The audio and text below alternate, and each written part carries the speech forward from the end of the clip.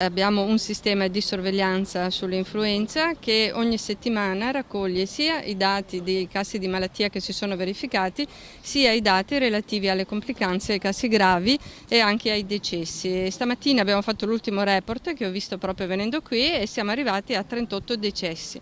Abbiamo raggiunto un record storico negativo naturalmente perché negli ultimi 10 anni non si era mai verificata una mortalità così alta e siamo arrivati appunto a 38 decessi con una media riguardo all'età di 64 anni, quindi soggetti anche insomma relativamente giovani. Quindi c'è un problema di vaccinazione?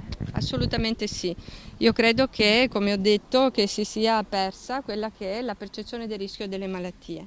Pertanto preoccupa più quella che può essere la reazione a un vaccino piuttosto che la malattia vera e propria.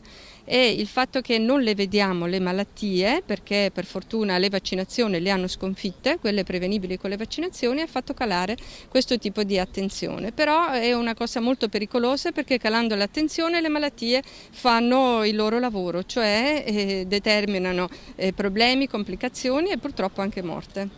Cosa cambierà con la nuova campagna?